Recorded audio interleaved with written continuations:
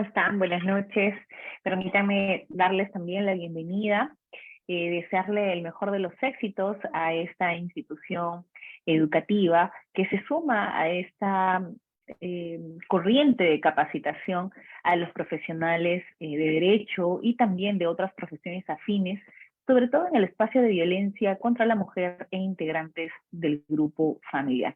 Y uno de los temas más importantes dentro de ese espacio, tal vez el tema inicial a partir de las últimas modificatorias, es evaluar la ficha de valoración de riesgo.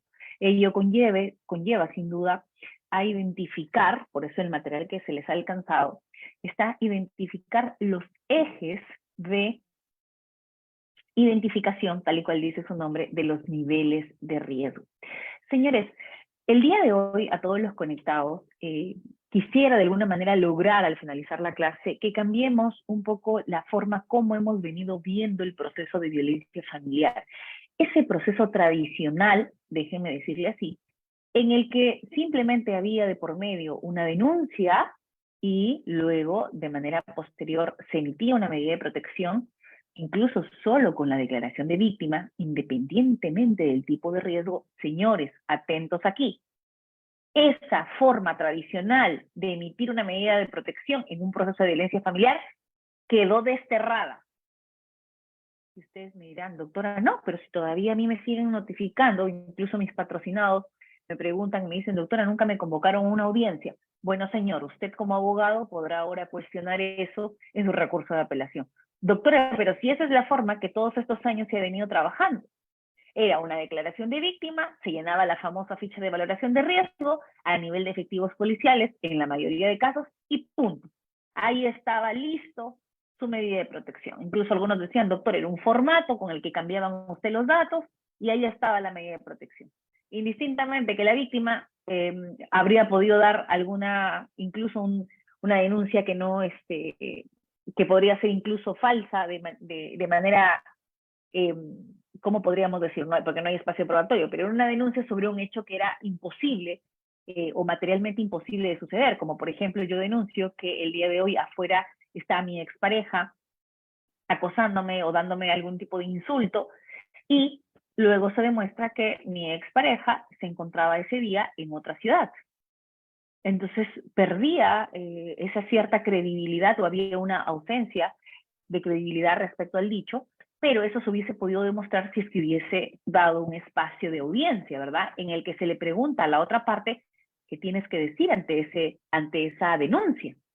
Pero como estábamos acostumbrados a lo largo de estos años en el proceso de violencia familiar, oh doctora, aquí todo es pro víctima y nadie le genera un espacio de intervención al denunciado. Incluso eso se llevó hasta el Tribunal Constitucional. Y estoy diciendo, doctora, ¿cómo un caso de medidas de protección puede llegar al Tribunal Constitucional? A ver, corrijamos el tema. No se fue por el tema de la medida de protección, sino fue un asunto específico en el que uno de los denunciados cuestionó el no estar presente en el llenado de la ficha de valoración de riesgo, miren ustedes. Y que eso lo agotó a nivel judicial y luego utilizó este recurso a nivel del Tribunal Constitucional, y el Tribunal Constitucional en esa sentencia importante de obligatoria lectura, porque viene en la mayoría de concursos, incluso para acceso a la magistratura o para también para el tema de las academias de la magistratura también, la Junta, para acceso a algunos concursos para trabajadores judiciales, Ministerio Público, etcétera, es esta sentencia 3378-2019. Yo se la estoy dejando aquí en el chat al interno, y a los que se matriculen en este curso se les va a alcanzar el material también de manera directa. Correcto, la Junta. Claro, ya CNM no existe, ahora es Junta Nacional. Me refería a la Academia de la Magistratura, que también realiza concursos para poder acceder para estos programas de formación. Señores, entonces este 3378, importante, porque ahí justamente analiza cuál es el fundamento para la no participación del denunciado al momento de llenar una ficha de valoración de riesgo. Pero ojo, esto referido a la no participación del denunciado en la ficha, pero no nos estaba señalando respecto a la no participación en audiencia. Sin embargo, ha habido quiero imaginar o quiero señalar que es un paso de una una forma tradicional que se ha venido llevando a cabo a partir de decretos legislativos vigentes, como el 1470, que hoy voy a poder hacer un resumen en la diapositiva que he preparado para el día de hoy, y que ahora ya ustedes están en condiciones de saber que este año se ha emitido una nueva ley. Doctora, que ya no está la 30364 vigente. Claro que está vigente, la 30364 está desde el 2015. Ustedes recuerdan que luego hubo algunas modificatorias que conllevó a la emisión de un texto único ordenado en el 2020, en plena pandemia. Pero posterior a eso, señores, ahora ya tenemos vigente la 31715 y de esa me voy a ocupar el día de hoy para que usted tenga claro la importancia a partir de esa 31715 de identificar el nivel de riesgo. ¿Por qué antes usted no le hacía caso a la identificación del nivel de riesgo? ¿Por qué usted antes poco o nada cuestionaba la ficha de valoración de riesgo? Porque al final decía, sea riesgo leve o sea riesgo severo, igual el juez va a prescindir de audiencia y va a terminar dictando una medida de protección. Al final, si usted la apela, en segunda instancia, va a ser confirmada. Eso era el chip tradicional de los abogados que estaban cansados del ámbito de protección, sobre todo de los abogados de los denunciados.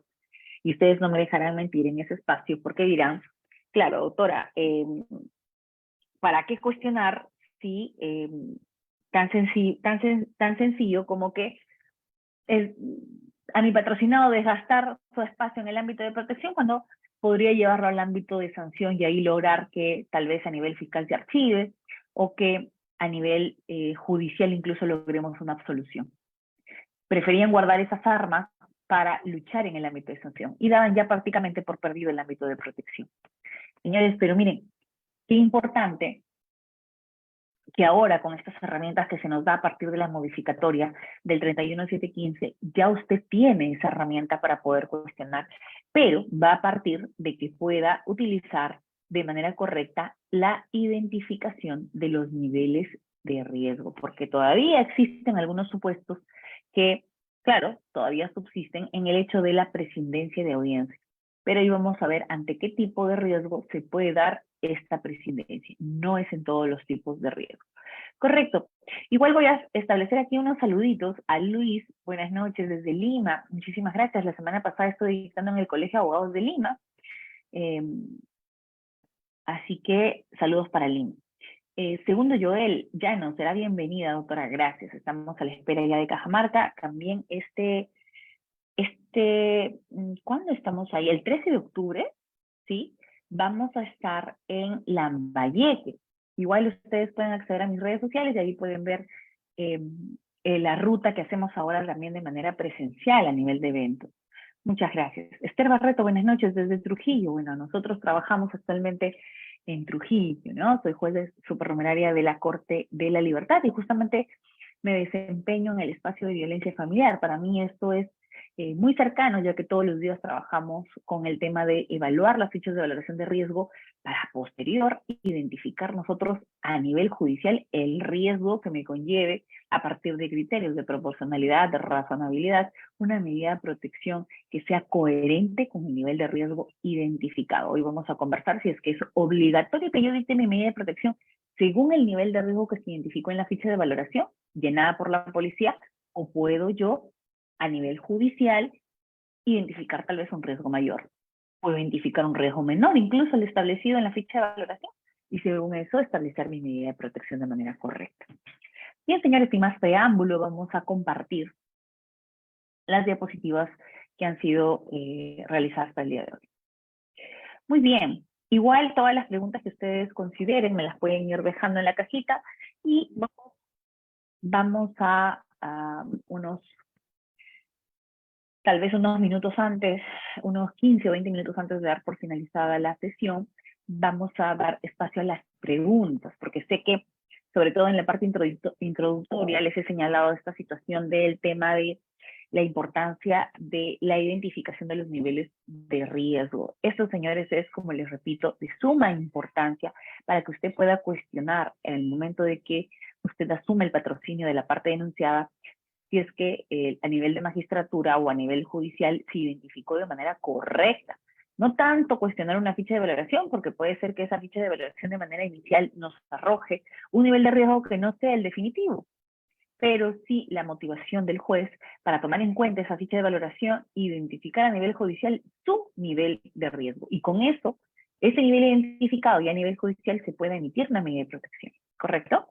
Entonces, ahora sí nos resulta importante identificar el nivel de riesgo. Ya no es como mi 1470 que me permitía todo, ¿verdad?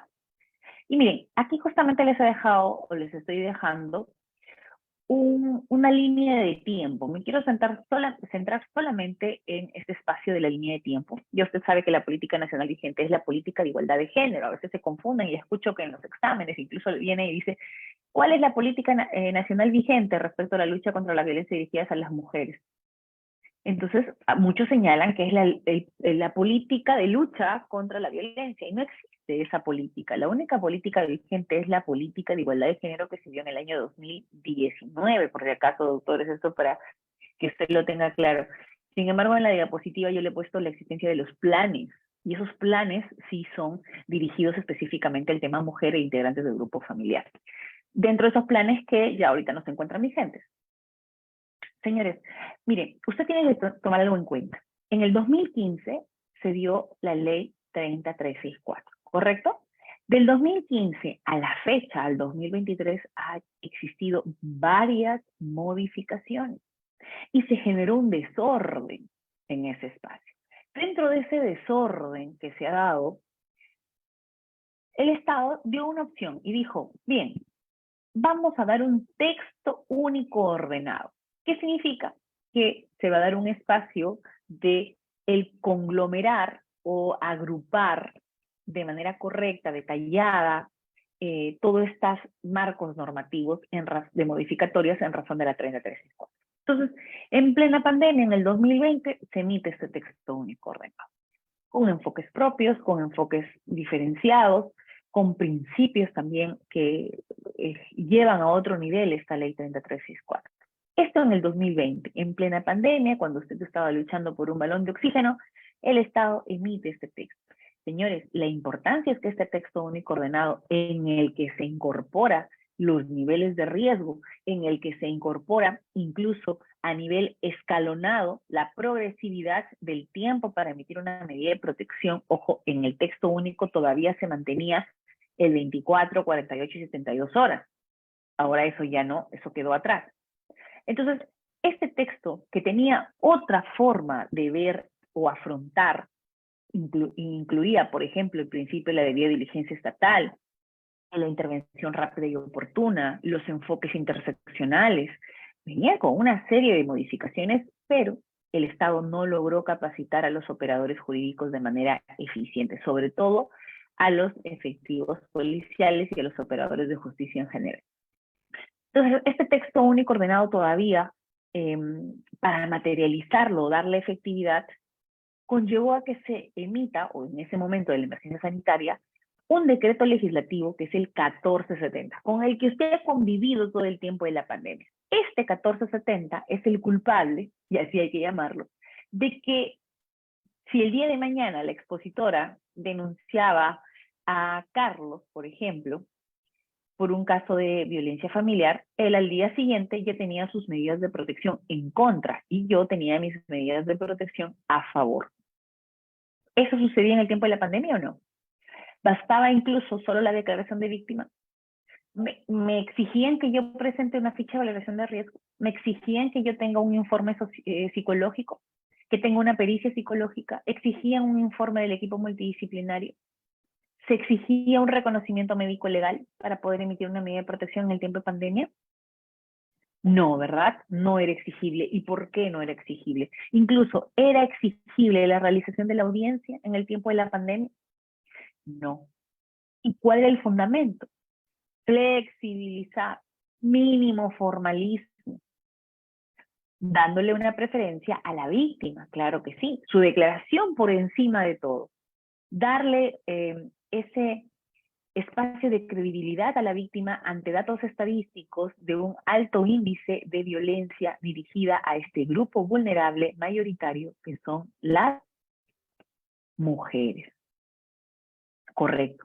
Ahora, justificado en razón de una data estadística que emitía la Defensoría del Pueblo, se permitían estas situaciones. Pero ¿qué creen? Y ustedes lo saben, conllevó a que se genere una lucha entre hombres y mujeres, diciendo incluso a nivel de prensa o a nivel de el día a día de los ciudadanos, doctora, existe una sobreprotección a las mujeres. Todo lo que dice la mujer se le cree y se le otorga medidas de protección.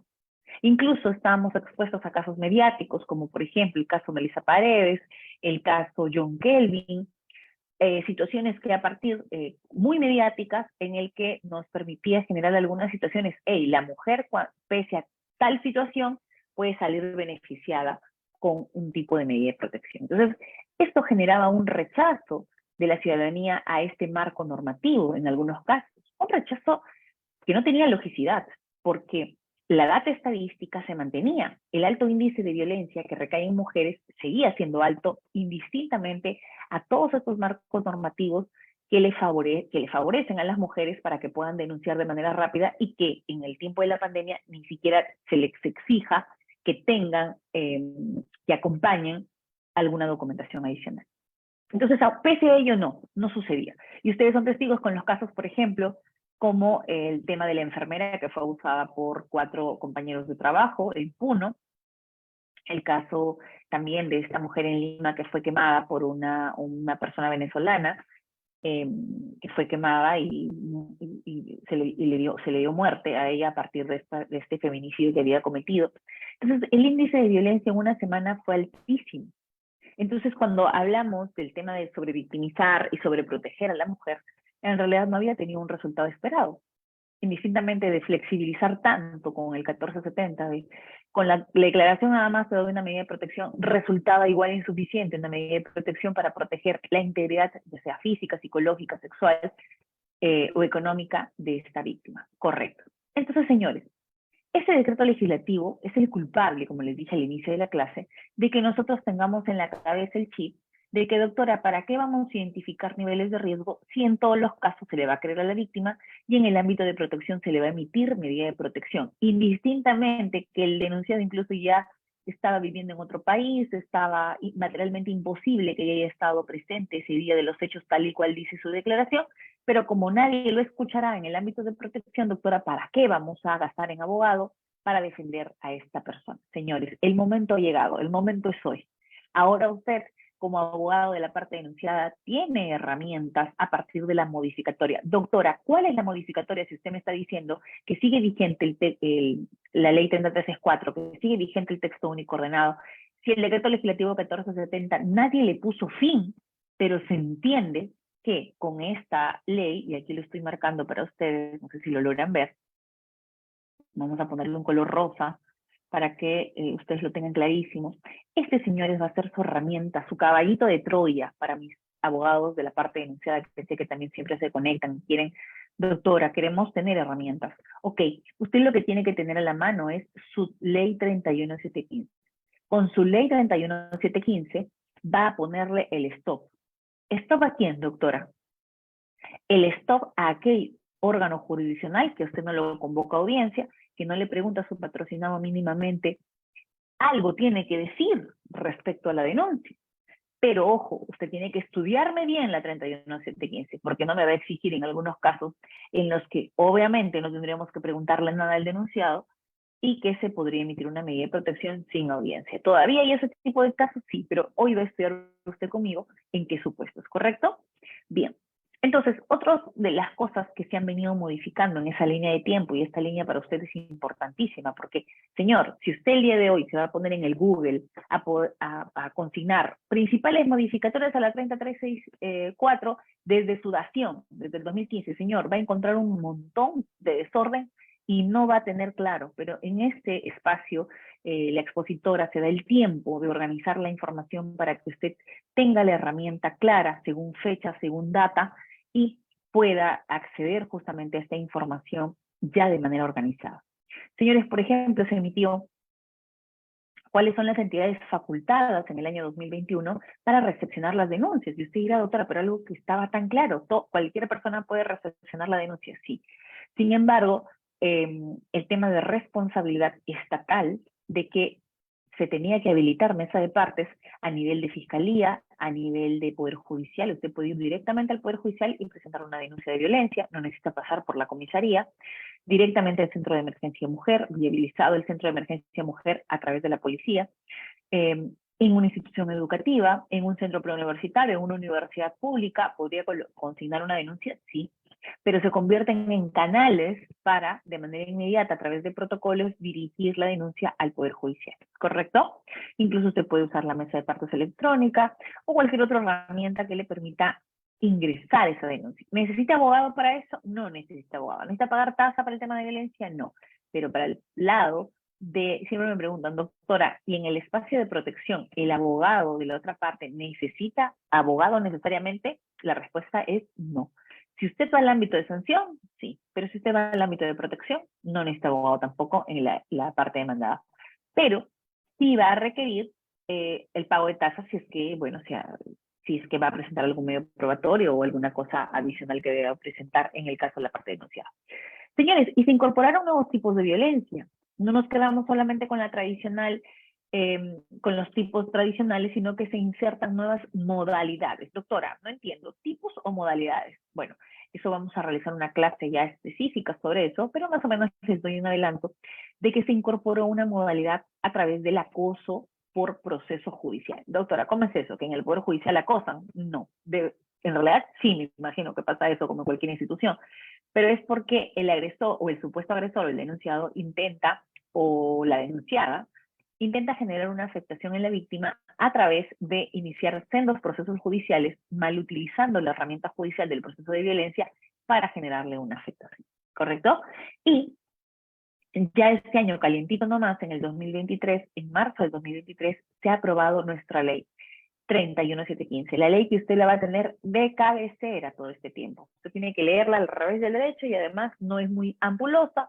Y es más, hoy ustedes me van a ayudar, y aquí la tengo, para que ustedes mismos me ayuden. Doctora, ¿por qué es importante identificar los niveles de riesgo y la ficha de valoración de riesgo en una primera oportunidad? Pero vamos a dejar esta parte de la modificatoria de la 31715 después de que acabemos la parte específica de ficha de valoración de riesgo, ¿correcto? Pero ya les estoy mostrando a ustedes que esa 31715, incluso les enviaba en el material publicado este año, cambia totalmente las reglas al texto. Yo como digo, va un disparo directo al corazón. Esto es medular, incluso.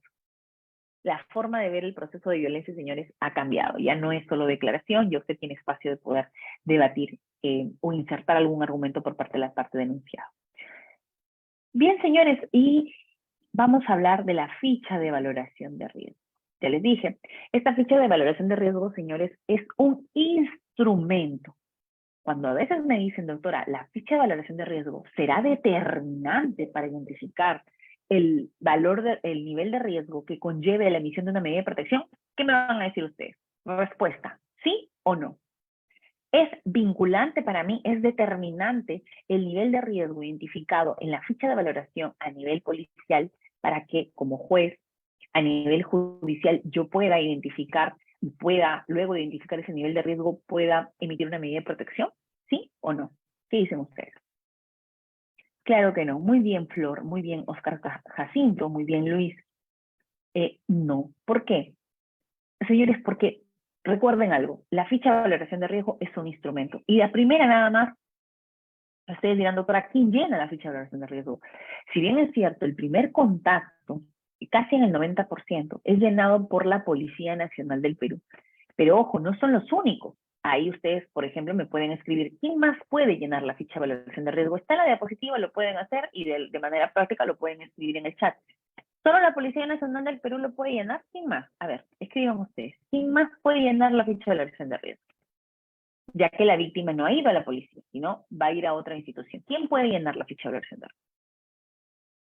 ¿Me escriben, por favor? A ver. Correcto, Fiscalía y Poder Judicial. Alejandro, ¿el CEM puede llenar ficha de valoración? Equivocado, Alejandro Ñaupa Romero. El Centro de Emergencia Mujer no puede llenar ficha de valoración de riesgo, señores, ¿correcto? ellos no pueden llenar fichas. Los que pueden llenar, ahí está en la diapositiva, lo tiene usted con rojito: Policía Nacional, Ministerio Público y Poder Judicial. Doctora, es decir, si yo el día de mañana, a primera hora, quiero ir eh, a insertar una denuncia, pero no tengo fichas, no tengo nada, porque no he ido a la comisaría, voy a ir directamente al juzgado. ¿La juez va a llenar la ficha, les va a ayudar a llenar la ficha de valoración, o ante ella va a hacer el llenado de la ficha? ¿Qué dicen ustedes? Si usted va al Poder Judicial, ¿la juez lo podrá hacer? Usted llega,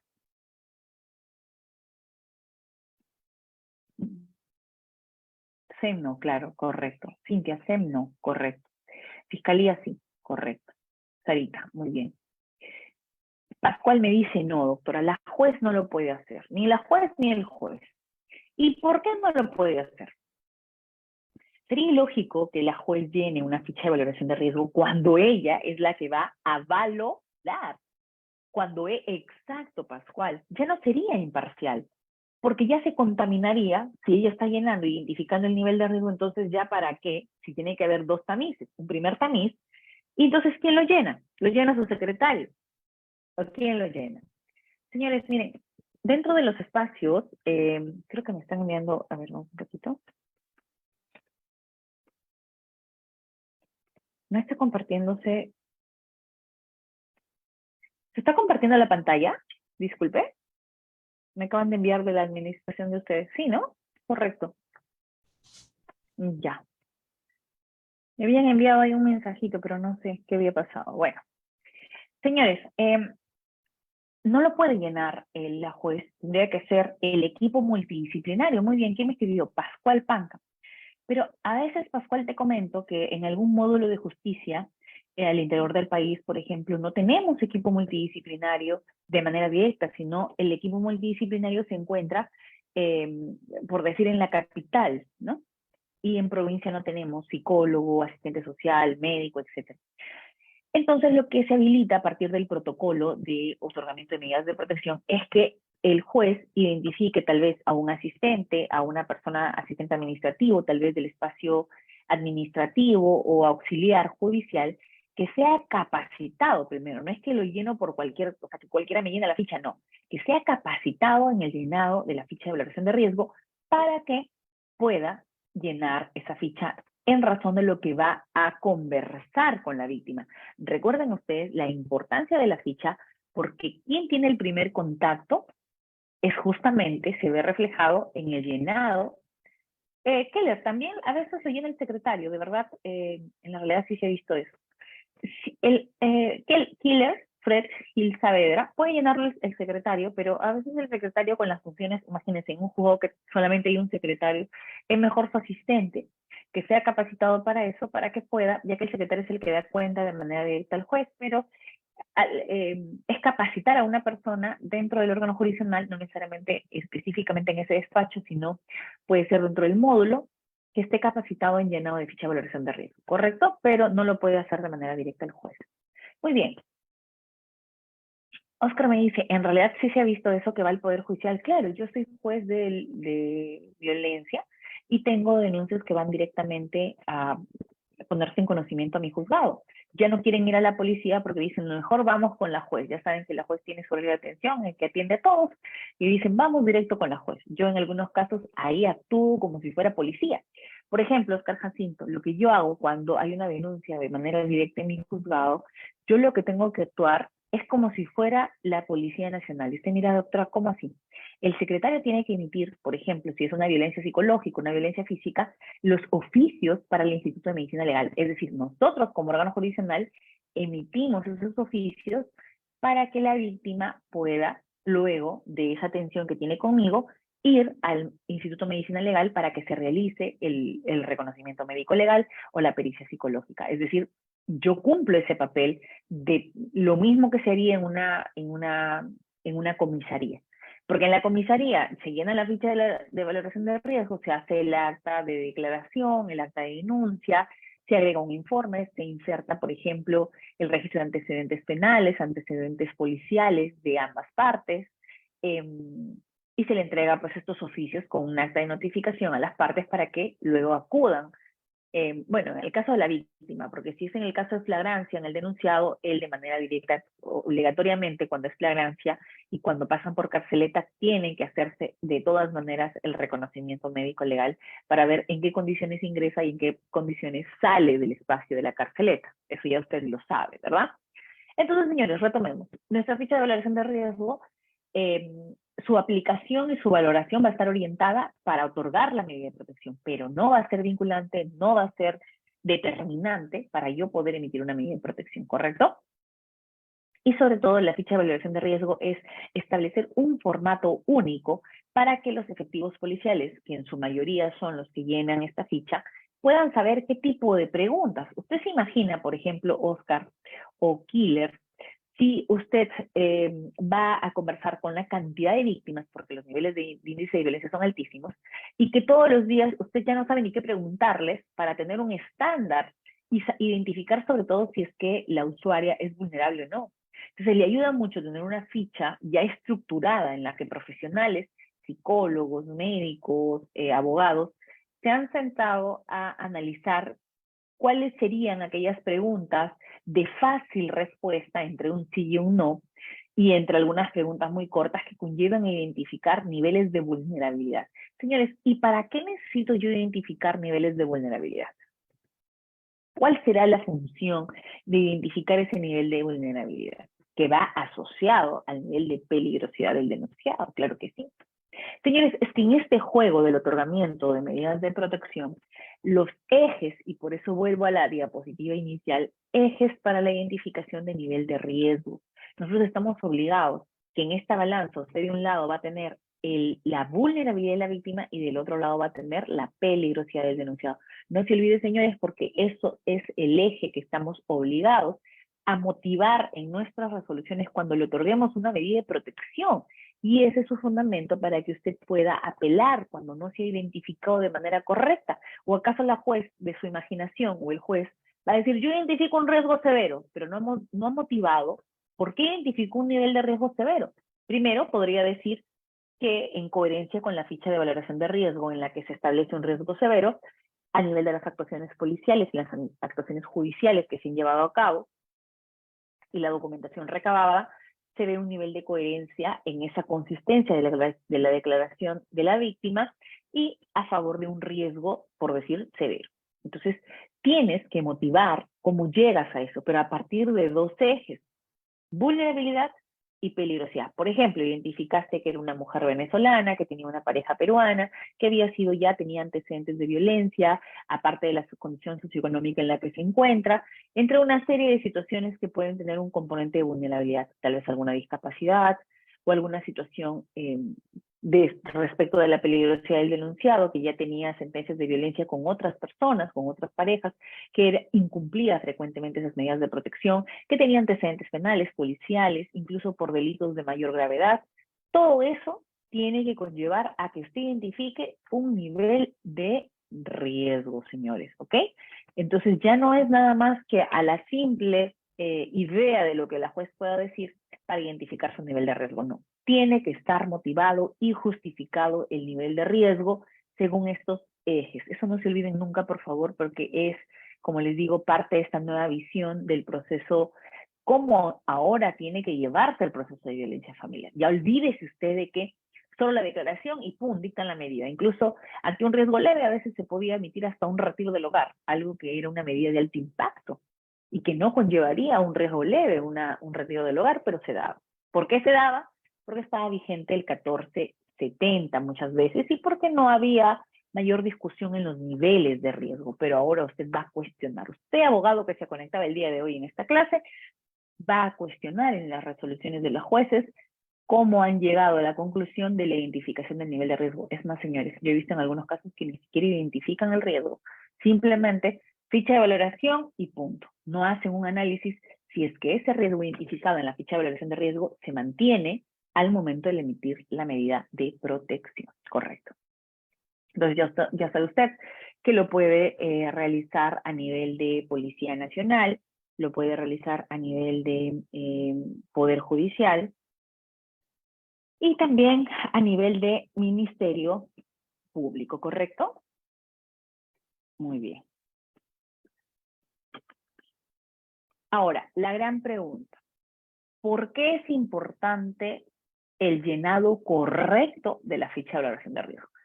Va a servir, es un componente para el juez para poder, obviamente, lograr lo tan anhelado que es emitir una medida de protección, pero con un nivel de riesgo que conlleve a una identificación a partir de un protocolo, por ejemplo, de buena atención, de comunicación asertiva con la víctima.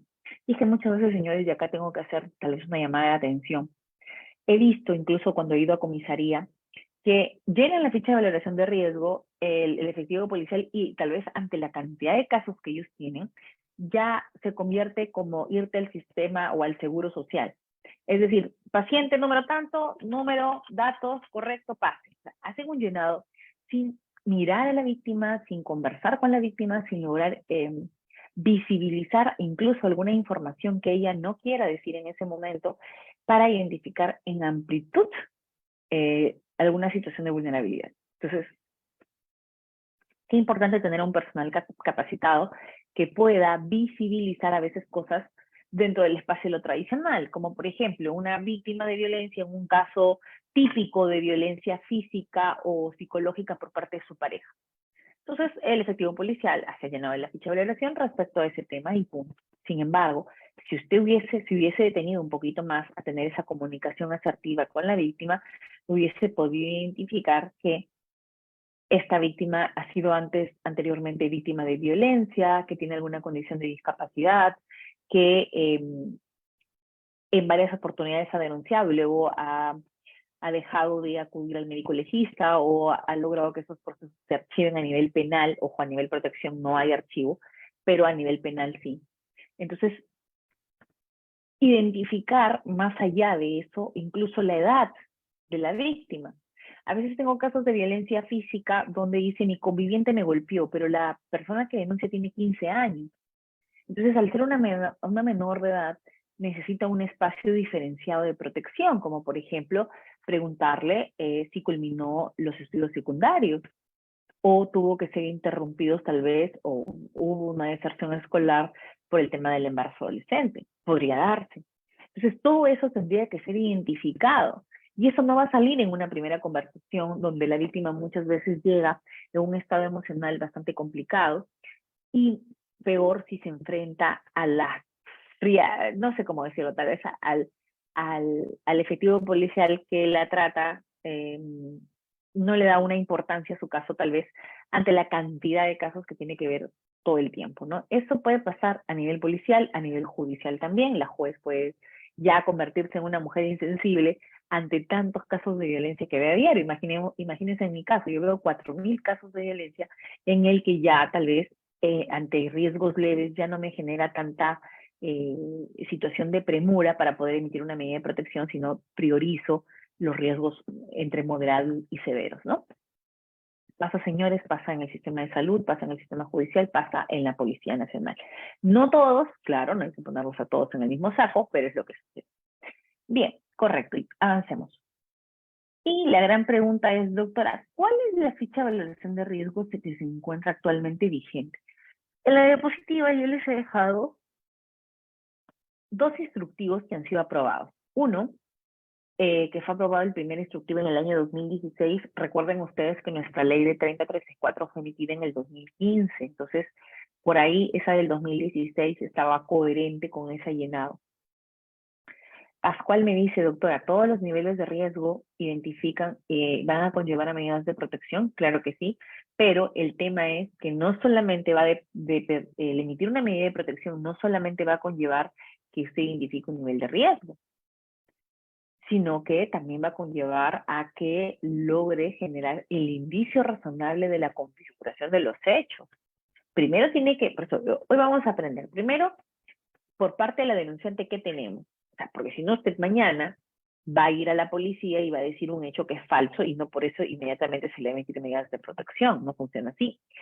La denunciante ya de por sí tiene un mayor nivel de credibilidad al momento de denunciar un hecho de violencia, más si es dentro de un relación afectiva o relación amorosa, porque ya la Defensoría del Pueblo estableció que en la mayoría de hogares en los que existen relaciones afectivas o amorosas, obviamente por eso se constituyen los hogares, existen asimetrías de poder, existen subordinación, existen esas situaciones estereotipadas que afectan principalmente a la mujer, entre la mujer y el hombre, a la mujer. Entonces ya de por sí su testimonio no es tan no creíble porque vivimos en una sociedad machista, vivimos en una sociedad donde hay mucho abuso dentro de una relación afectiva. Entonces ya de por sí va con un espacio de credibilidad. Sin embargo, si usted identifica un nivel de riesgo leve, por ejemplo, usted tiene que convocar audiencia. El juez tiene que convocar audiencia. Ya no es que existe ese y punto dicto mi medida de protección, no.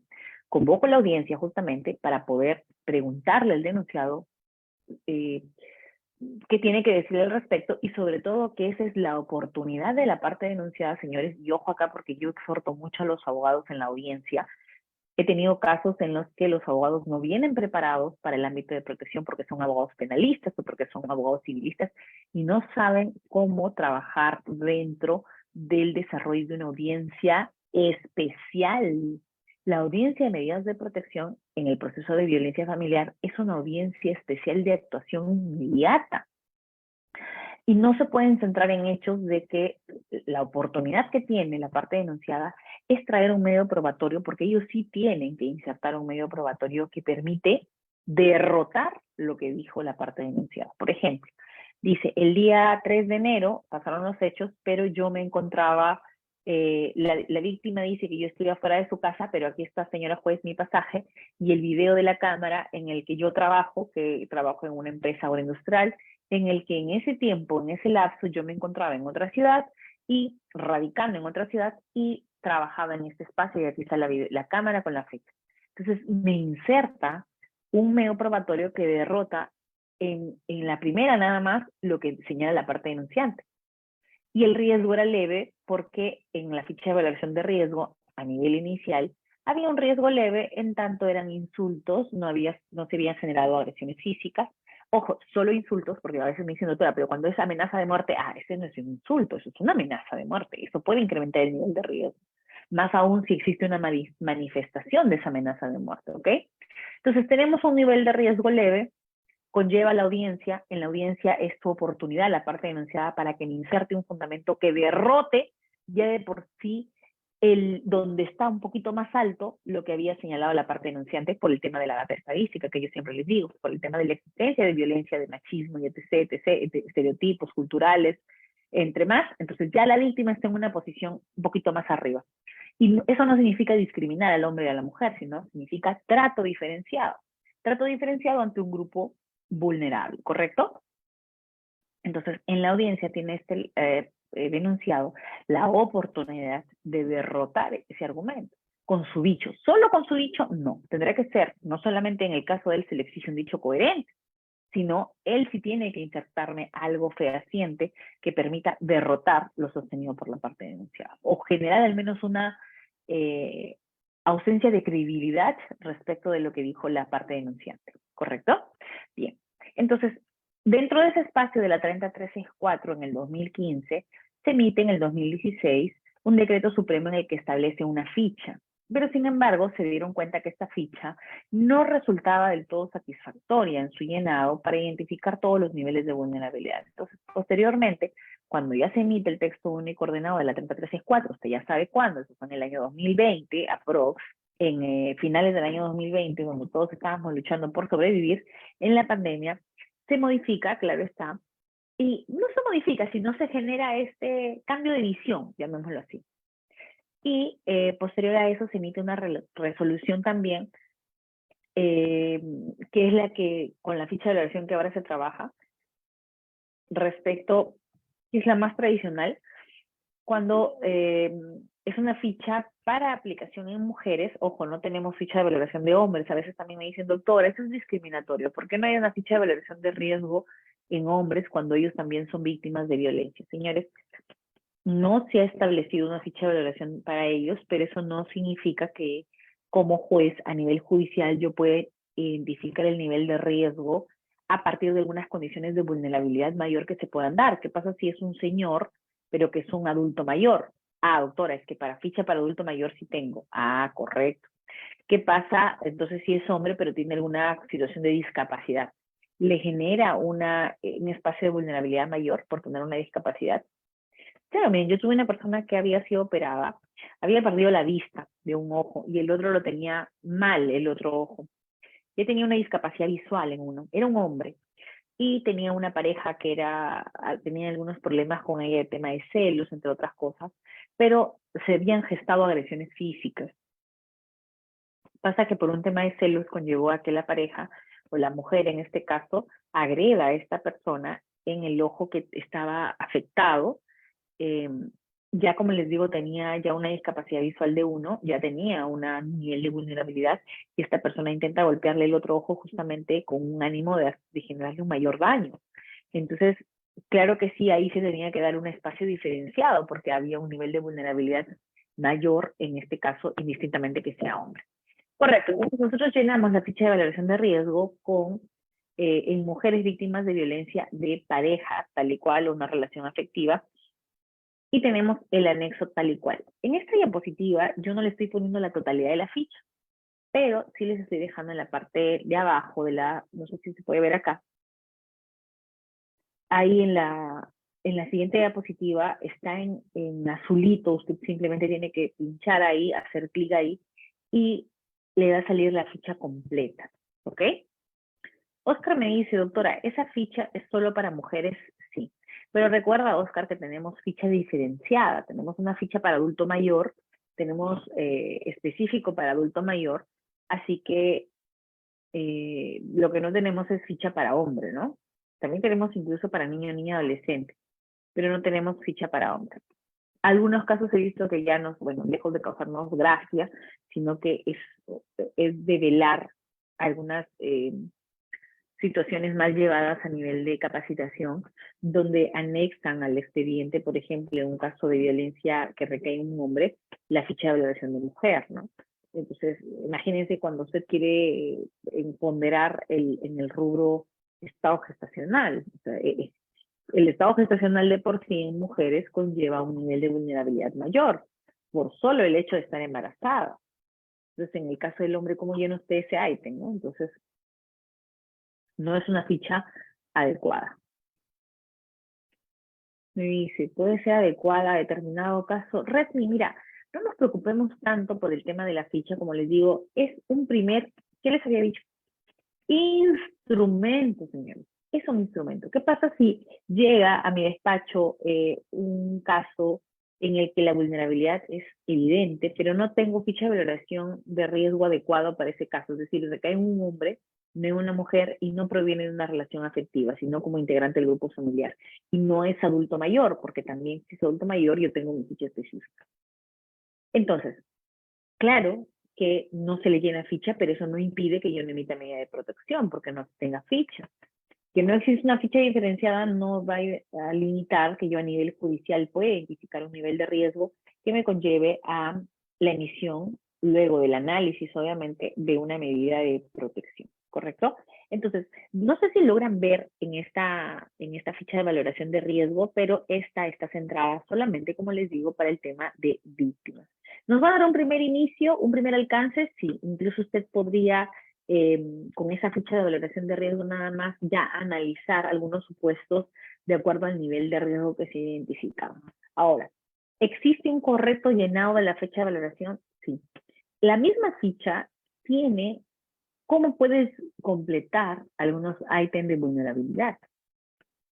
Pero como les digo, va a depender más de la comunicación que tenga usted de manera asertiva con la víctima, en la que no solamente preguntarle y responder un sí o un no, sino que es hacerle entender a la víctima que tiene que darnos todo el apoyo también para poder lograr visibilizar algunas situaciones que tal vez no estaban eh, visibles al momento de la denuncia, como por ejemplo el tema de su deserción escolar. ¿Qué pasa si una víctima está siendo víctima de violencia física por parte del denunciado, que es su pareja, pero también la ha obligado a que deje de estudiar o deje la secundaria y el centro educativo no ha noticiado que ella se ha convertido en una mujer invisible a nivel del centro educativo porque simplemente quedó embarazada, dejó de asistir al colegio y punto. No se le dio ningún beneficio por parte del Estado que conlleva, y este grado para beneficio, pero si es madre adolescente. Bueno, señores, hay una política nacional vigente en favor de la reinserción escolar por embarazo adolescente, ¿ok? Y esa política conlleva a que existen algunos responsables de esa política y por ende tiene que enlazar, señores, respecto a la materialización de lo mismo. Entonces, ella viene siendo víctima también del Estado, porque el Estado no ha cumplido con su política de reinsertarla al centro educativo donde ella estaba y que se le den las facilidades correspondientes para que continúe sus estudios, ¿no? Ella viene por un tema de violencia física, pero conlleva esto. Correcto. Entonces, usted cuando identifica su ficha de evaluación de riesgo, ya veo que me están llenando algunas preguntas, pero ya saben que a partir de la media hora yo gustosa de responder todas las preguntas. Dentro de la ficha de valoración de riesgo, bueno, usted va a llenar los primeros datos. Acá no sé si se logra ver, vamos a ver aquí. Y aquí, miren, si bien es cierto, te da un espacio de DNI, señores, ustedes, ya que conocen las reglas de juego actuales, ¿será exigible el documento nacional de identidad de manera física para poder llenar la ficha de valoración de riesgo? ¿Ustedes qué dicen? Me imagino que me van a responder masivamente la respuesta que creo me van a responder. Correcto, muy bien, Fred. No es necesario tener un DNI físico, porque, señores, aunque les parezca absurdo, esto pasa todavía, donde en la denuncia se hace constar, donde la víctima incluso señala, ¿no? Dejo constancia que el efectivo policial no me quiso recibir la denuncia porque no tenía documento, no contaba con documento nacional de identidad. Ya no hay una exigencia de documento nacional de identidad porque nosotros como institución pública y también los efectivos policiales interoperan con el sistema. Es decir, hay información cruzada. Nosotros ahora con la última modificación incluso podemos acceder hasta el registro, hasta los registros civiles y los registros públicos para poder acceder a algún tipo de partidas. Ahora hay esa visibilidad de esa documentación que antes conllevaba barreras administrativas o barreras económicas para poder acceder a ese tipo de información. Entonces, y yo tuve un caso en el espacio del DNI, en el que en el tiempo de la pandemia una víctima de violencia que no contaba con documento de identidad acudió a denunciar un hecho de violencia. La particularidad fue de que no solamente no contaba con el DNI físico, sino que en este caso en específico, señores, no tenía DNI, no tenía ficha de RENIEC. En el sistema era una mujer totalmente invisible para el Estado peruano. Y es algo que nos sorprendió y que nos dimos cuenta al momento de otorgar las medidas de protección de que esta víctima de violencia no solamente era víctima de violencia de casos típicos de violencia física por parte del denunciado, sino que el Estado, cuando ella llevó a los 18 años y quiso sacar su trámite, que usted también ha hecho para el tema de sacar el documento nacional de identidad, en este caso ella por un problema en su partida de nacimiento, porque se le había generado una duplicidad de partidas, se generó todo un problema administrativo que RENIEC conllevó a la decisión de decirle, lo sentimos, solucionalo a nivel judicial y luego vienes para que te emita tu documento nacional de identidad. Mientras tanto, llega la pandemia y esta mujer no podía ejercer labores o acceder a un sueldo digno porque tenía que prestar un documento nacional de identidad de otra persona para que se le pague en el tema del trabajo de recolección de arándanos, entre otras labores que podía realizar con sueldos muy bajos en un espacio de no identificación.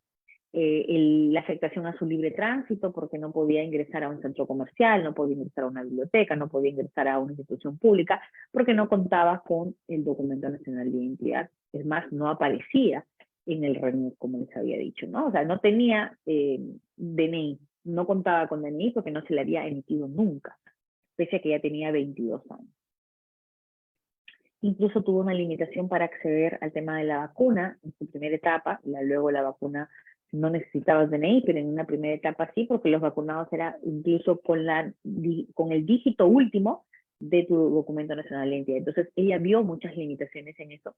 Esto no fue la denuncia de violencia fue por un tema de violencia física de su pareja, que incluso la pareja le decía, a ver, denúnciame si ni siquiera DNI tienes, ¿cómo se va a registrar tu denuncia?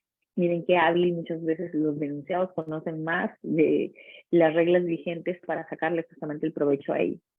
A esta víctima, dentro de un abordaje integral, se le otorga, entre otras cosas, las medidas de protección y también se dicta una medida de protección en el espacio de una obligatoriedad de cumplimiento por parte de la RENIEC de que pueda emitirle el documento nacional de identidad indistintamente de que tenga una duplicidad de partida o cualquier otro argumento administrativo, porque ese ya en la sentencia Karen Mañuca incluso el Tribunal Constitucional indicó que las limitaciones administrativas no pueden afectar derechos en este espacio fundamentales y este era un típico caso de ellos, ¿correcto? Bien, miren algo que es importante acá, edad de la víctima. ¿Por qué me importa el tema de la edad de la víctima? Recuerde usted que como uno de los niveles, de los ejes para la identificación de los niveles de riesgo, es importante este grupo etario en el que se encuentra la víctima y la diferencia de edades que pueda tener con el denunciado. Usted dice, doctora, seguimos todavía con esa época de que la diferencia de edades era importante. O sea, el 40 y 20, ¿será importante el 40 y 20? Sí, miren ustedes, en el protocolo de reglamento de medidas de protección, el 40 y 20 es importante porque esta diferencia de edades entre ambas personas puede conllevar a que se encuentre un mayor sometimiento respecto de la persona de menor edad o incluso de la persona de mayor edad. Eso no solamente en este ejemplo, se puede dar, por ejemplo, en una situación de un adulto mayor en relación a un adolescente, ¿no? Entonces, ese tipo de situación de la edad de la víctima es un componente de vulnerabilidad. Recuerden ustedes, grupo etario, sea niña, niño, adolescente, adulto, adulto mayor, ¿ok? Esos son mis grupos etarios y ese grupo etario se convierte automáticamente en un nivel de vulnerabilidad identificado, correcto.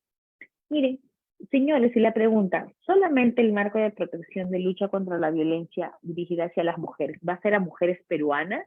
¿O también pueden ser mujeres migrantes, mujeres extranjeras, etcétera?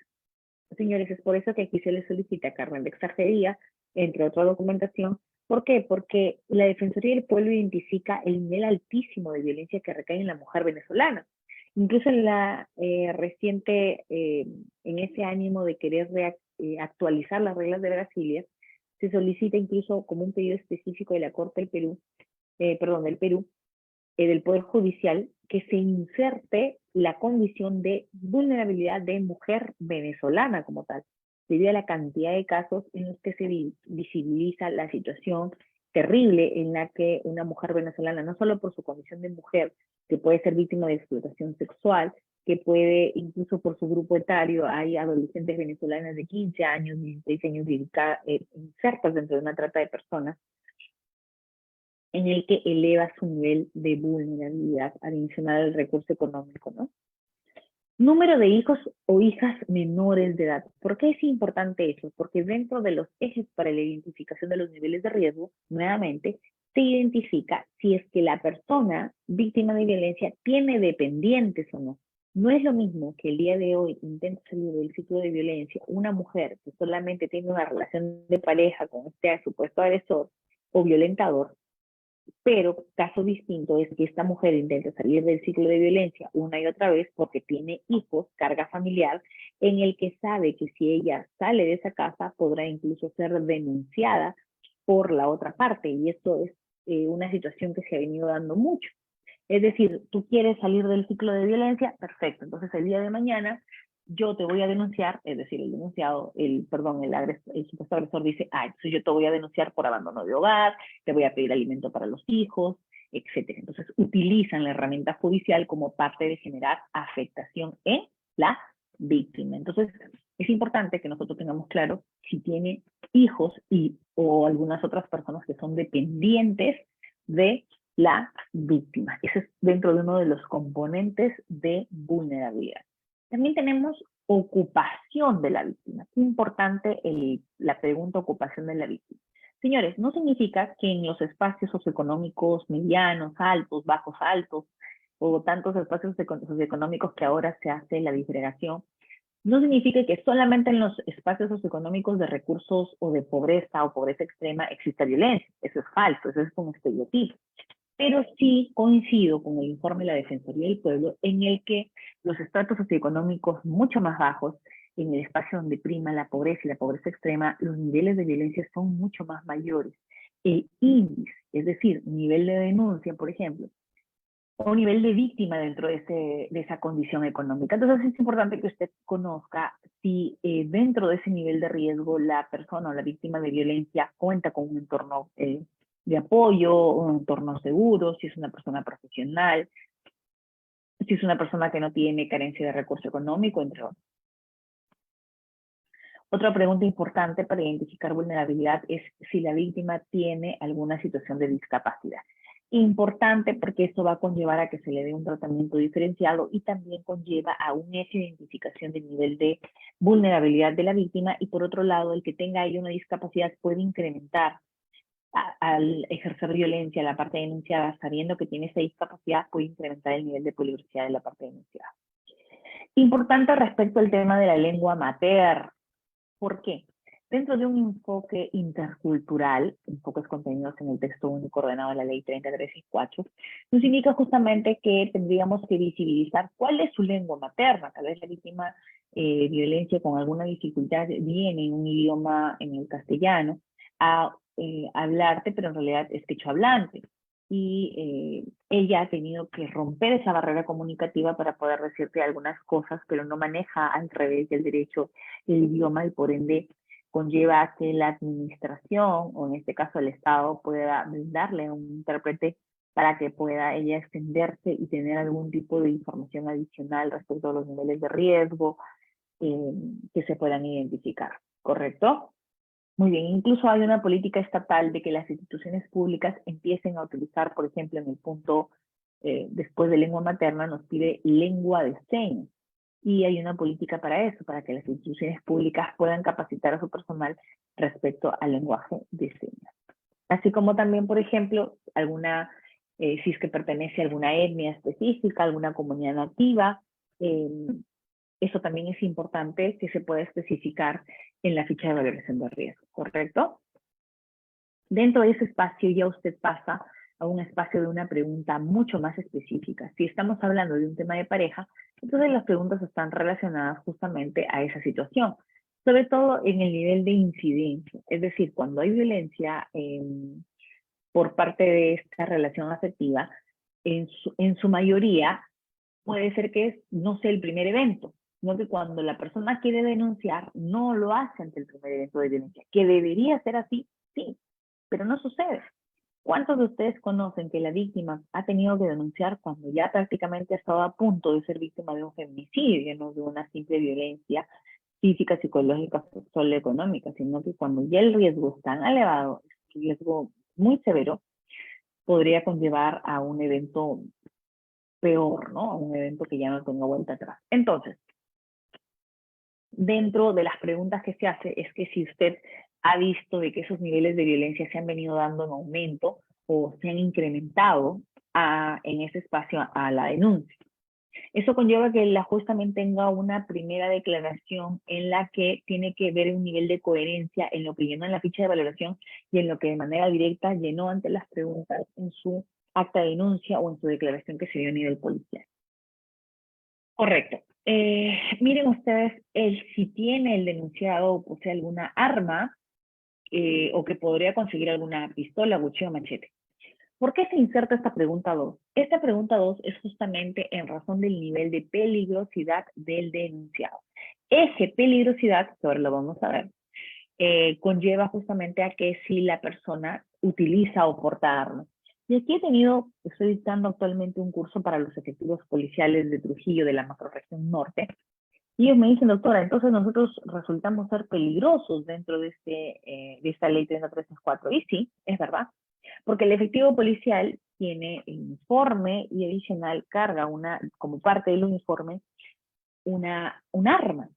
Entonces ya de por sí, si al ser efectivo policial se encuentra dentro de un eje, un ítem de los ejes de nivel de peligrosidad, porque no son exceptuados, sino que es el que posee una pistola, cuchillo, ya sea si es para su trabajo, para el deporte, para lo que fuese, ya conlleva un nivel de peligrosidad mayor. Listo. ¿Por qué preguntan específicamente el hecho de que si han vivido durante el último año? Porque a veces puede darse hechos aislados, es decir, un evento de violencia que no se ha venido dando en el tiempo, y que ya la relación ha sido culminada hace 5 años, por ejemplo, pero por temas adicionales, que llegó una notificación de un proceso, de una liquidación de alimentos, he tenido mucho eso, se generan espacios de violencia ante el reclamo del inicio de las acciones judiciales. Entonces es importante porque aquí tenemos que saber identificar el nivel de riesgo. Si el denunciado con un nivel de riesgo muy alto, muy severo, sigue dentro de la casa o no, o se niega a salir, o pese a que ha salido, ha retomado o quiere retomar a la casa, entonces ahí se puede incrementar el nivel de riesgo. ¿Ok? Por eso abundar en el espacio de si la relación continúa o no. También otra pregunta destinada al espacio socioeconómico, el hecho de que si tiene o no un trabajo estable, ¿no? En la mayoría de veces, lastimosamente, las personas que son víctimas de violencia en el espacio en el que yo trabajo son personas que trabajan en alguna obra industrial, entonces hay un alto nivel de migración en ese espacio y es complicado en el tema de, por ejemplo, tener acceso a un trabajo estable o a un trabajo determinado, ¿no? Es bastante difícil encontrar en esos espacios, sino que hay mucha migración, hay mucho movimiento. Por ejemplo, la pregunta si usted ha sido amenazado o ha sido amenazado con una pistola, cuchillo, machete, etcétera, también conllevado a ese nivel de peligrosidad. ¿Bien? La amenaza de muerte, miren ustedes, a veces me dicen, doctora, en el tema de amenaza de muerte se debe evaluar como agresión verbal, como tal. A ver, señores, en el tema de agresión verbal, que es una manifestación de la violencia psicológica, pero la amenaza de muerte también se va a encajar dentro de ese espacio. Pero va a tener que verse la intensidad de la amenaza. Usted me decía, doctor, entonces es que esperar que la amenaza esté a punto de cumplirse. No, sino que hay que analizar el contexto de la amenaza. Porque yo también he tenido casos de personas que me dicen, doctora, todo el tiempo me andan amenazando, he tenido hoy día una llamada y se queda callado, yo sé que eso me da miedo porque me pueda hacer algo malo a mí y a mi familia. Le decimos, por favor, nos brinde el número de teléfono del cual él ha llamado para poder hacer una verificación inicial. Llamamos por teléfono y verificamos y era Oncosalud, por ejemplo, ¿no? Por decir un nombre. O era una clínica. Entonces, la víctima, yo no digo que no tenga un nivel de riesgo, sino que esta víctima está relacionando las llamadas que muchas veces no contestan de estas situaciones de ofrecerte algún seguro, una tarjeta, etcétera, con que esa es su expareja. Y eso puede conllevar a que efectivamente incluso se le puede dar una desobediencia a la autoridad por no haber cumplido la medida de protección de no generar violencia a la parte denunciada y cuando en realidad es un hecho totalmente falso. Entonces, mucho cuidado con eso. Otra de las preguntas es para visualizar el ciclo de violencia en el que había sido sometida esta mujer, o en este caso, mujer, porque es para ellas, es de que si antes ya lo ha denunciado o no por violencia familiar, pero precise específicamente si es que le ha pegado o no, o sea, específicamente para el punto de agresión física. También otra pregunta importante, si él le ha obligado a tener relaciones sexuales. Recuerden ustedes que dentro de la protección tenemos la violencia física, la violencia psicológica y también tenemos la violencia sexual y la económica. Dentro de la violencia sexual, señores, estará, por ejemplo, el acoso, estará, por ejemplo, los tocamientos indebidos, estará, por ejemplo, los condicionamientos para tener relaciones sexuales o las amenazas como tal.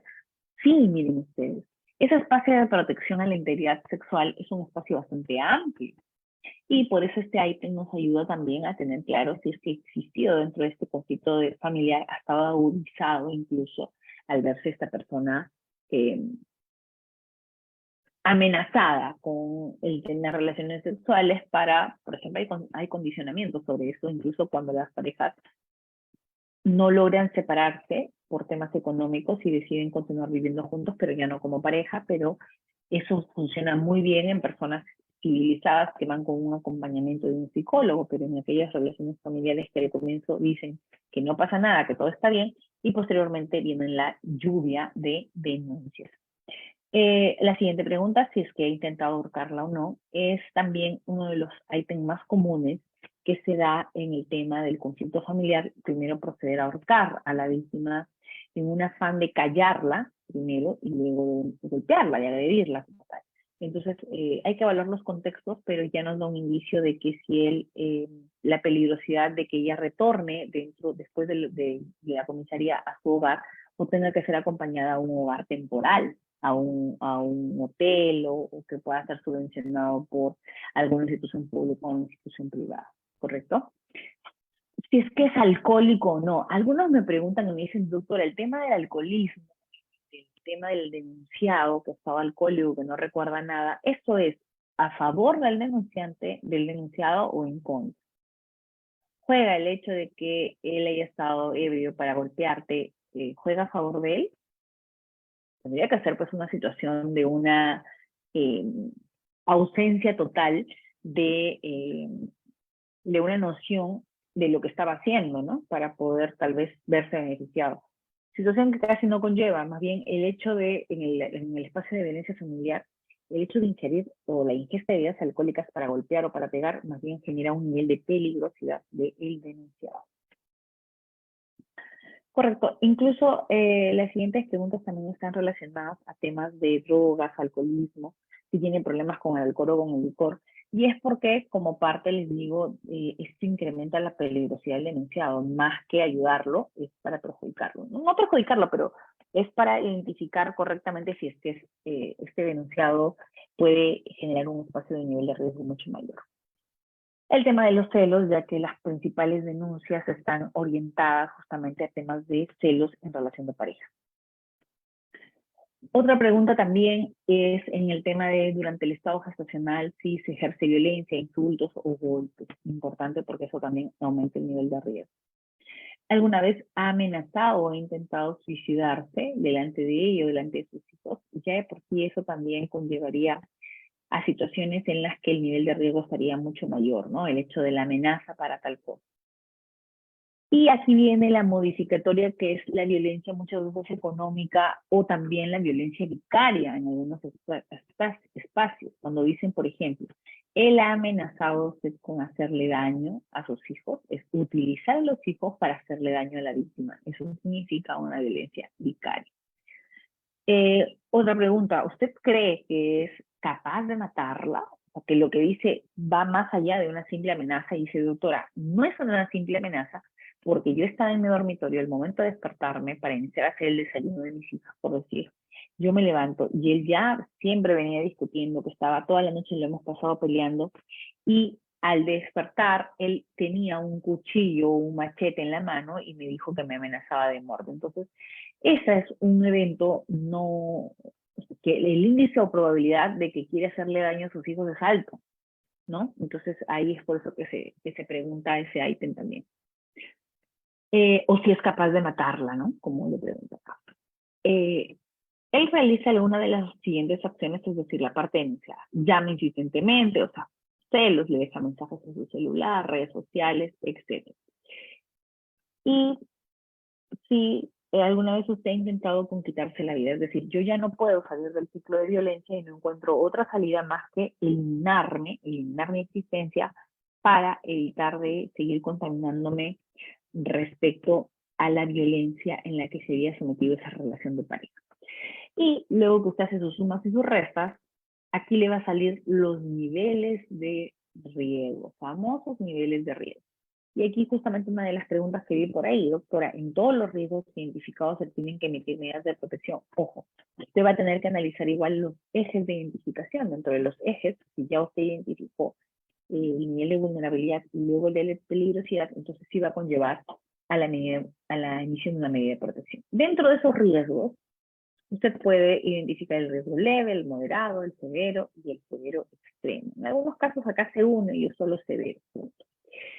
Entonces, sí es importante esta ficha porque según esto ya la juez podrá tener una idea inicial del nivel de riesgo a partir de la visibilización de situaciones de vulnerabilidad. Señores, y aquí voy ya al punto neurálgico. ¿Por qué es importante que se identifique de manera correcta el nivel de riesgo? Y ahora voy a pedir la participación de alguien de ustedes que pueda levantar la mano para poder que me ayuden con la lectura de esta diapositiva. La 31715, la que nos viene a decir, señores, por qué es importante que usted ahora identifique correctamente el nivel de riesgo. Si la juez no lo hace, entonces usted puede cuestionarlo, correcto. A ver si alguien levanta la mano, su micrófono, para yo gustosa de darles la oportunidad. Mientras tanto, dice Killer, los hijos que presencian los actos de violencia son víctimas indirectas, claro. Se les tiene que dictar medidas de protección, sí, Killer, pero siempre y cuando tú los insertes. Es decir, por ejemplo, dentro de los espacios de la flexibilidad, el juez puede incorporar el proceso a las partes, en este caso los niños que no han sido a nivel de denuncia penal, sobre ellos no versa la denuncia, pero pueden ser claramente víctimas de ese espacio de violencia. Y he tenido casos de víctimas directas o indirectas de feminicidios, por ejemplo, ¿no? Y hemos tenido que resolver con esa diferenciación en el trato.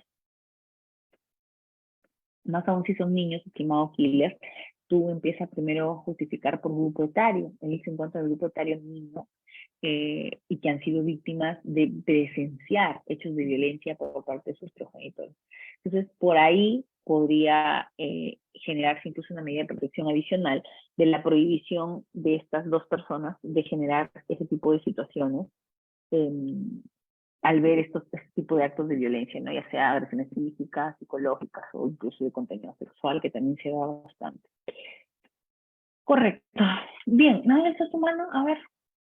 O creo que no pueden encender los micrófonos. A ver, me dicen.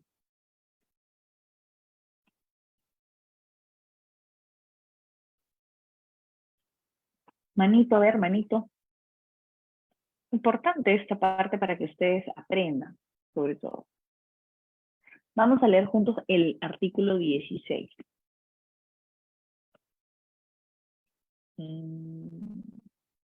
Resmi, lo que me estás diciendo aquí acerca de la apelación de medida de protección por el fiscal de familia. A ver. No, estimado, te estoy confundiendo porque, a ver, cuando se trata de menores de edad, tú puedes dar cuenta de la Fiscalía de Familia, pero ojo, el protocolo te dice que tiene que ser mayor de 14 años. Menor de 14 años, usted no me está hablando para nada de medida de protección contra, al contrario, son medidas de protección, pese a que él haya hecho ese supuesto acto de violencia, es a su favor por ser menor de edad. Bien, ya que ustedes no se quieren animar, yo les voy a estudiar el lado. A ver, a Wilbur.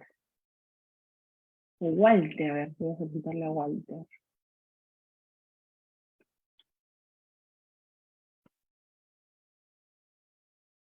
A ver, se conectó. Creo que esto está un poco raro para activar. Bueno, señores, ya que ustedes están un poco temerosos, entonces, el artículo 16 señala lo siguiente, coherente con lo que yo les he venido sosteniendo, el nivel de riesgo identificado. Primero que ahora todos los niveles de riesgo se van a trabajar con 24 horas. Ya no hay que el leve 24, el riesgo severo moderado un poco más y el otro un poco más. No, todo 24 horas. Entonces, ¿y de cuándo, doctora? Contado desde que llegó al juego de familia, en este caso el juego de violencia. Correcto. Pero aquí hay algo que yo quería que ustedes lean, que es la parte que está resaltada con fucsia. Y dice, ¿por qué es importante identificar el nivel de riesgo ahora? Porque solo en los casos de riesgo severo se va a poder prescindir la audiencia. Entonces, pregunta para ustedes. Si yo identifico un nivel de riesgo leve, ya sea en ficha de valoración o incluso a nivel judicial, ¿yo puedo prescindir de la audiencia, señores? Cuando identifico un riesgo leve, según la última modificatoria, respondan ahí, ¿sí o no? Identificó usted un riesgo leve. Y dentro de ese riesgo leve quiere usted medir medida de protección. ¿Tiene que convocar audiencia o no con la última modificatoria? Responda usted ahí. ¿Sí o no? Alfredo me dice, sí, doctora. Claro que sí. Porque si tú estás en un riesgo leve, según lo que dice el artículo 16 de lo que te estoy diciendo, Alfredo, ¿cuándo tú tendrías, Alfredo, que, o en este caso el juez, habría hecho correcto prescindir de la audiencia? ¿Ante qué tipo de riesgo puede prescindir bajo la última modificatoria? ¿Qué tipo de riesgo? Riesgo severo. Muy bien, Alfredo. Solo en el caso del riesgo severo podrás prescindir. Pero igual ese riesgo severo tiene que ser justificado. No solamente, doctora, porque en la ficha de valoración de riesgo dice severo, entonces por eso yo lo eh, voy a prescindir de la audiencia. ¿Será suficiente mi ficha de evaluación de riesgo a nivel policial? Yo tengo que igual evaluarlo. Por ejemplo, señores, casos de violencia sexual. Casos de violencia sexual, por ejemplo. ¿Será en su mayoría de casos un riesgo severo si es violencia sexual? ¿Sí o no? Claro que sí. El tema de la violación sexual o de esta afectación conllevaría un nivel de riesgo severo. Y como estamos en el ámbito de protección, ojo, no estamos en el ámbito de sanción, entonces, a partir de un tema de violencia sexual, yo no podría volverle a preguntar a la víctima dentro del espacio judicial, más aún si no cuento con cámara GESEL, por ejemplo, en el caso que fuese un niño adolescente, y sería revictimizarla, ¿verdad? Puedo revictimizarla. Entonces, ante un riesgo severo con un tema de violación sexual adicional, yo ahí sí no me complico la vida y ahí sí dicto la medida, prescindo de la audiencia porque se encuentra el nivel de riesgo respecto a la gravedad de los hechos denunciados a partir de una violencia sexual es una situación que amerita una medida de protección urgente. Ya no estás con espacio de acreditación. Ojo, los espacios de acreditación dejémoslo para el ámbito penal, no para nuestro ámbito de protección. Muy bien. Entonces ya usted sabe que por qué es importante que usted tenga impresa esta 31715, porque la ficha de evaluación de riesgo va a conllevar justamente un instrumento de manera inicial, pero luego a nivel judicial usted va a poder identificar. Y con esa identificación fundamentada es que en este caso ya el abogado de la parte denunciada no tendrá mayor fundamento, ¿verdad? Listo. Bien, señores, entonces ya usted sabe cuáles son, yo incluso les he dejado acá, más adelantito les he dejado los ejes específicos, ya están acá, la vulnerabilidad de la víctima y por otro lado la peligrosidad de la parte denunciada. Dentro de la vulnerabilidad de la víctima, para identificar el nivel de riesgo que ahora a usted le importa y le es muy interesante tener el nivel de riesgo, es la diferencia de edades, por ejemplo, si es que hubiese alguna discapacidad, la situación económica y social. Esto es un resumen de la ficha de valoración de riesgo, señores, ¿ya? De la situación de vulnerabilidad de víctima. La existencia de personas dependientes de la víctima, ya esto también estaba en la ficha, las personas que son migrantes, se le pedía carnet de extranjería, si son adultos mayores, hay una ley vigente de protección a los adultos mayores, hay situaciones de desprotección, es decir, que no solamente es víctima por su grupo etario niño, sino que también está siendo parte dentro de un proceso de desprotección. Entonces, esta víctima de violencia es doble víctima y por ende necesita un trato diferenciado. El contexto, claro está, la relación de responsabilidad, la relación de poder y relación de confianza que se puede dar dentro de la identificación de la vulnerabilidad. Y por otro lado, ya con esto vamos a ir terminando, la peligrosidad de la persona denunciada. Los efectivos policiales, luego de llenar la ficha de valoración de riesgo, ellos también están en la obligación de remitir la visualización del CIPOL.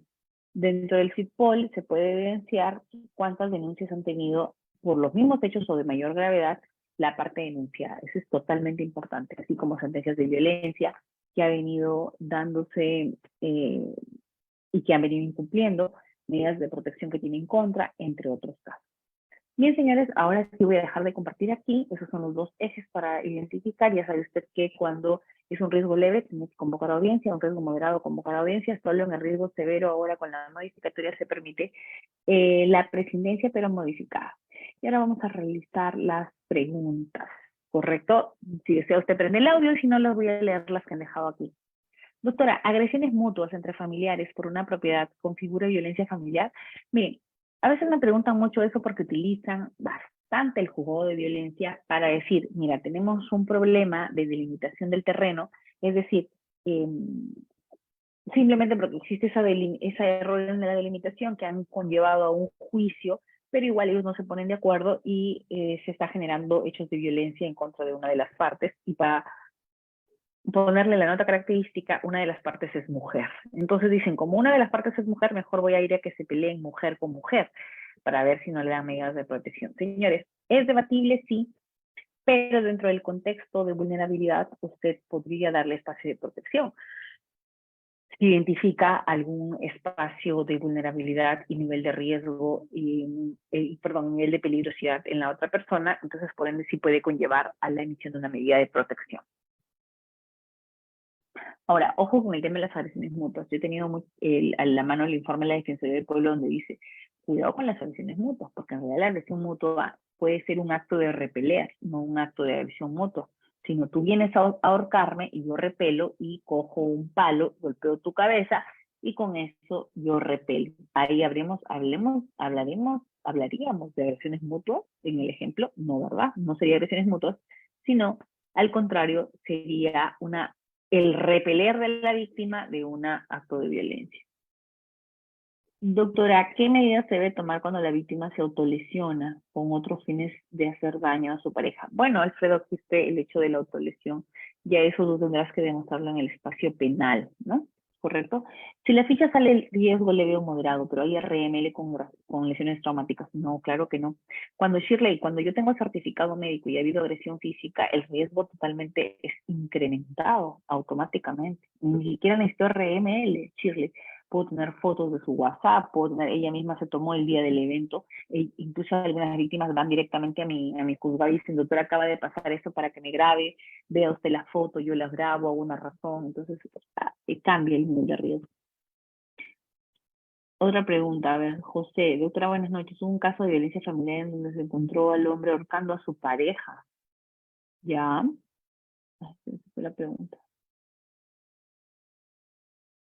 Entrando al domicilio, separando y reteniendo al sujeto hasta que venga la policía. Llegaron los efectivos policiales, en donde la policía incentiva a la fémina a primero que no se dice fémina, estimada, la mujer, no presentar ninguna denuncia por ahorrarse el trabajo en este mal efectivo y a su vez, bueno, señores, hay mal efectivos en todo lado, hay mal operador jurídico en todo lado, ¿no? La pregunta es si la policía no actúa, ¿ante quién se puede hacer la denuncia? Ya les había dicho, los canales de denuncia son Policía Nacional, si no puede va al SEM, si no puede va al Poder Judicial, si no puede va al Ministerio Público y en realidad puede ir a cualquier institución. ¿Me están escribiendo más preguntas? Se dictan medidas de protección contra menor que agredió a otro menor. Claro, las medidas de protección, Keller, pueden ser dictadas, pero a favor de ambas. Yo he tenido, Keller, un caso, y con eso ya termino, que una niña de 11 años, dos niñas de 11 años fueron víctimas de tocamientos indebidos por otro niño de 11 años, Killer. Entonces, la medida que pedían era que él se le retire del colegio, incluso a este niño de 11 años. Sin embargo, si usted analiza el grupo etario, ambos son niños y adolescentes. Bueno, niños, por la edad. Entonces, ambos merecen medida de protección a su favor. Yo no puedo emitir una prohibición, no vuelvas a tocar las partes íntimas de tu compañerita de 11 años, tú que tienes 11 años, porque esa prohibición como tal no puede ser asumida como una medida de protección en contra, ¿ok? Sino a favor. Y usted dirá, pero si encima le toca las partes íntimas de otra niña de 11 años, ¿cómo le voy a dar una medida a favor? Claro, porque puede ser que este niño en realidad esté realizando hechos que ve en casa o realizando hechos a los que él ha sido sometido. Entonces hay que realizar una evaluación a este niño para darle la medida de protección correspondiente. Doctora, a ver, otra pregunta. A ver. Doctora, en caso de que la ficha de riesgo sale moderado, sin embargo, los hechos que se advierte que son graves, como golpes, empujones. Claro, el hecho, Shirley, como te digo, de que esté mal llenado o no va a variar a que tú cuestiones la decisión de la juez. Si la juez, pese a que la ficha de valoración de riesgo dice moderado, pero ella analiza a nivel judicial, identifica un riesgo severo, no hay ningún problema. El tema es que si tú te centras en el mal llenado de la ficha, estás perdiendo tiempo y recursos. Y es mejor que tú cuestiones por qué la juez no identifica, luego de tener como primer indicador a la ficha de evaluación de riesgo, un riesgo a nivel judicial. Correcto, la medida, ya te había explicado que en el tema de la fiscal de familia, cuando hay menores de edad, sobre todo cuando se trata de en un margen de 14 a más años, que se le hace partícipe a la Fiscalía de Familia para que inicie ese ámbito de adolescente en conflicto con la ley penal. Pero ojo, recuerda que en el ámbito de protección nosotros no trabajamos de manera directa con los fiscales. Hasta acá, doctor, en el caso de una agraviada que no es pareja, pero es integrante del grupo familiar suficiente. Recuerda, María Isidora, que el artículo 7 del texto único ordenado de la 3364 te dice: artículo 7, inciso A, sujeto pasivo, mujer durante todo el ciclo de vida, o sea, niña, adolescente, adulta, adulta mayor, correcto, protegido. ¿Quién es el que realiza el hecho de violencia? ¿Tiene que ser necesariamente un integrante del grupo familiar cuando la víctima es mujer? Cuando la víctima es mujer, quien puede cometer el acto puede ser el familiar, el no familiar, el vecino, el extraterrestre, todos, ¿ok? No hay una limitación sobre eso. Vamos a dar, alguien creo que levantó la mano, no sé si estaba todavía levantado ya. Bueno. Dice, en la ficha para adolescente, Amanda Chávez, ¿no? Ahora vamos a solicitar inicio de video, por favor, si le Sí, dan espacio doctora, de ¿me video. escucha? Buenas ¿Cómo noches. está, doctora? Buenas ¿Qué noches. tal? Sí, yo quería exponer así rápidamente un caso que me tocó. Es un varón de 45 años que había sido agredido por su expareja, una señora, y esta expareja estaba con su pareja actual, con un señor, pero ya no de 45, sino más o menos de 30 años. ¿Qué pasa? Que ¿Tienen hijos? sí, tienen hijos ¿Tienen hijos en menores, común? ¿Menores de edad? Ya. sí, pero ¿Cuántos? había hecho una conciliación tres, ya, y cada quien vivía separado de hace más de año y medio. Ya. O ¿Con sea, quién la viven mamá los con niños? los hijos, la mamá con los niños en una casa y el papá en otra casa, ¿no? En este caso, el señor que fue agredido. Sí, sí. Entonces, lo golpean los dos y le logran hacer un traumatismo ¿A quién se encefalocraniano refiere leve. los dos? ¿A quién se refiere los dos? La ¿A la señora expareja y su pareja actual del señor, con de su la pareja señora? actual contra Ya. no sé si me entiende, la Correcto. expareja. Ya. Sí, claro que Entonces, sí. este señor golpeado se va a la comisaría a denunciar el hecho Correcto. pero comete el error de decirle: voy a ir a denunciarte, no voy a ir a denunciarte a la comisaría. Entonces la señora aparentemente se asusta y llama. El señor, cuando llega a la comisaría a denunciar, le hacen el acta de denuncia verbal.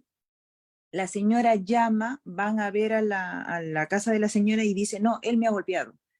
Y automáticamente Ya. los detienen a los dos, pese a que el señor Bueno, estaba con la cabeza sangrante, ¿no?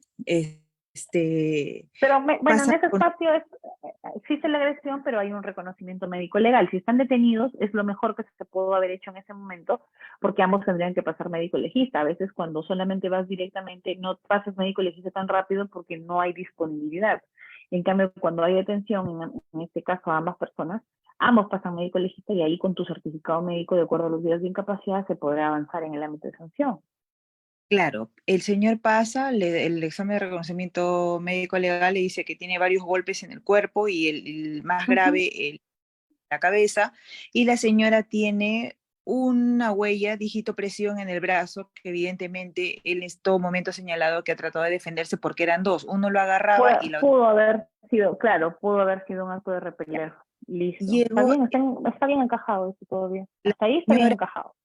la señora llenó la ficha de valoración Uh -huh. diciendo, pese a que había llegado ese día de viaje, ¿no? Que sí, que la ultrajaba, incluso la golpeaba, pero ellos no viven juntos Bueno, hace pero más. para las agresiones físicas o para las agresiones psicológicas no está supeditado a a la cohabitación, ojo. El hecho de eh, haber tenido ya nada más una relación de pareja te da un espacio, como te digo, claro, de cierta credibilidad de los hechos.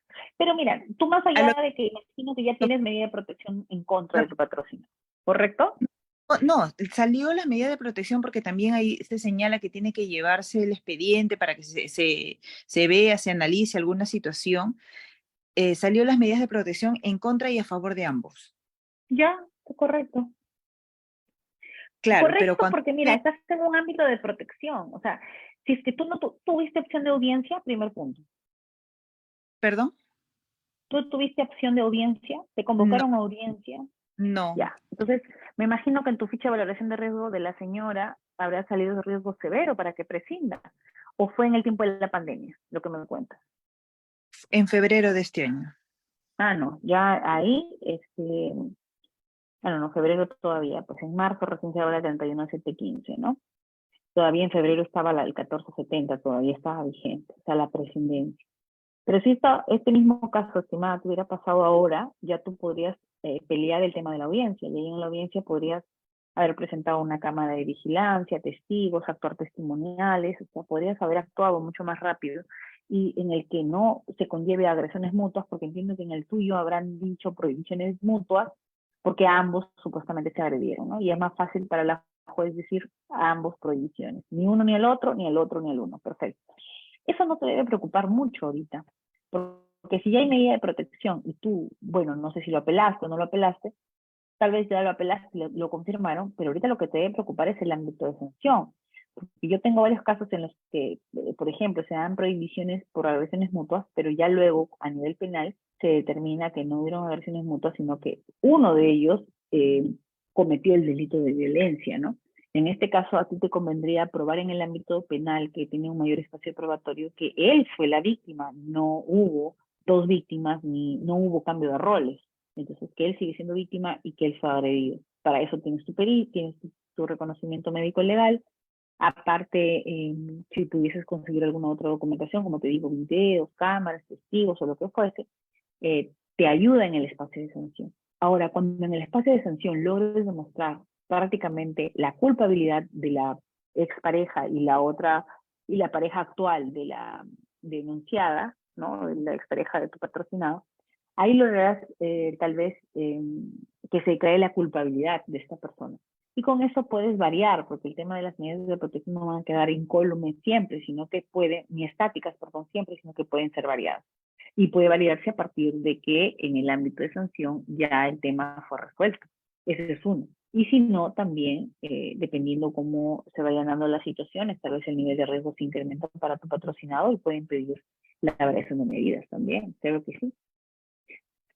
Más allá de lo que te pueda decir cómo resolvió o no la juez, porque, como te digo, eso va a conllevar un análisis profundo. Yo no podría dar un adelanto en el tema porque soy juez, o sea, sería como rotular los casos, ¿no? Pero más o menos te digo cuál es el criterio que venimos asumiendo. Antes de la emisión de la 31715, el tema casi estaba perdido, pero luego del 31715 tienes la posibilidad justamente de que la juez justifique de manera correcta el nivel de riesgo de los criterios emitidos para emitir una medida de protección. Correcto. A ver, doctora, no hay ficha de valoración de riesgo cuando un desconocido que no es de la familia de la víctima la agrede, es decir, por su condición de tal, en ese caso, ¿cómo lo haría Killer? Killer, como te digo, hay una ficha específicamente para cuando eres integrante del grupo familiar, cuando eres o tienes alguna otra condición de vulnerabilidad.